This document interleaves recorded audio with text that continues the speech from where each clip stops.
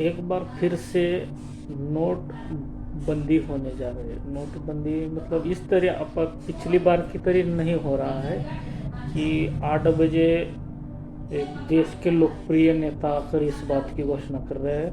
लेकिन इस बार आरबीआई ने नोटिफिकेशन निकाला है कि अगर आपके पास 2000 रुपये के नोट है तो उनको आप 30 सितंबर तक, मतलब आपको लगभग 4 महीने का समय दिया है, उसको आपको बैंक में जमा करना है। तो अब इस बार फिर से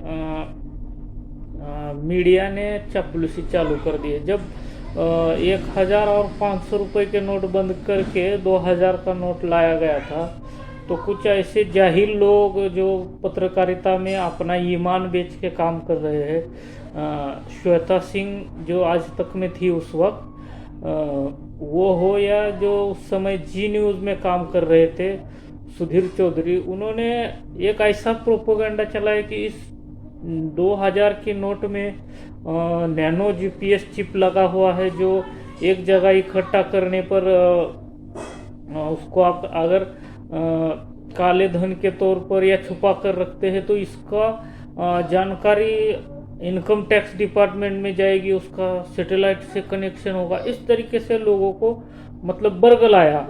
एक मीडिया का काम होता है कि वो सही जानकारी लोगों तक पहुंचाए, लेकिन उस वक्त ऐसा होते नहीं दिखा, बल्कि मीडिया ने यहाँ के लोगों को और ज़्यादा उल्लू बनाने का काम किया। और उस वक्त जो हमारे देश के पूर्व प्रधानमंत्री थे मनमोहन सिंह जी, जो एक महान अर्थशास्त्री भी है, उन्होंने कहा था कि ये एक लूट है, नोटबंदी कोई मास्टर स्ट्रोक नहीं है, ये लूट है, ऑर्गेनाइज्ड लूट है।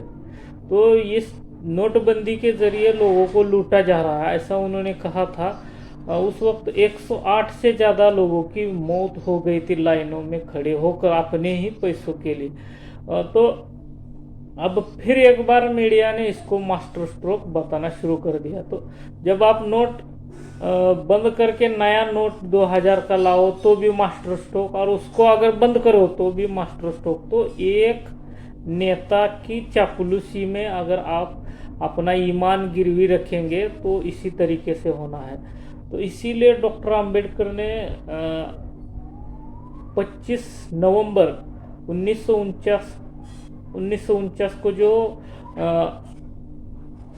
संसद में भाषण दिया था, या उस वक्त संविधान समिति की सभा में जो भाषण दिया था, उसमें उन्होंने कहा था कि धर्म, अगर आप किसी के भक्त हैं, राजनीति में धर्म में तो भक्ति मुक्ति का मार्ग हो सकता है, लेकिन अगर आप राजनीति में किसी के भक्त बन गए तो ये निश्चित ही तानाशाही की ओर ले जाने वाला फैसला साबित होगा। तो जिस तरीके से लोग भक्ति में डूबे हुए हैं एक नेता के, वो चाहे निर्णय गलत ले सही ले, उन्हीं को सही ठहराने में वो लगे हुए हैं।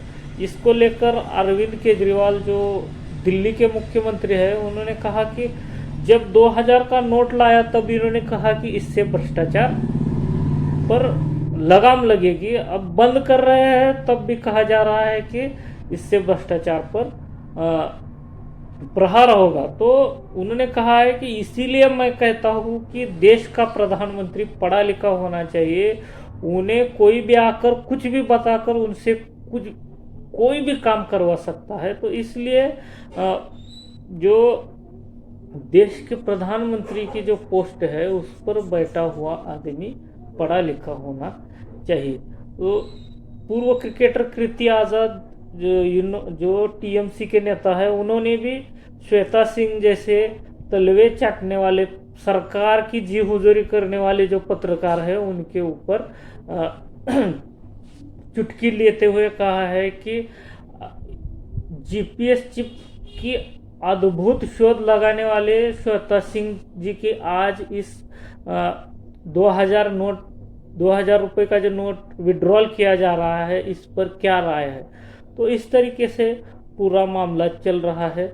और भ्रष्टाचार खत्म करने की जो बात कही जा रही है, तो भ्रष्टाचार खत्म करने के लिए इनके पास और कई तरीके हैं, लेकिन उसको वो आजमाते नहीं है। सरकार की इच्छा ही नहीं है भ्रष्टाचार खत्म करने की। और खासकर मोदी जी को तो है ही नहीं, क्योंकि जो सत्यपाल मलिक है, पिछले दिनों उन्होंने द वायर को एक बयान दिया कि मैं बड़े सेफली कहना चाहता हूँ कि मोदी जी को भ्रष्टाचार से कोई नफरत नहीं है।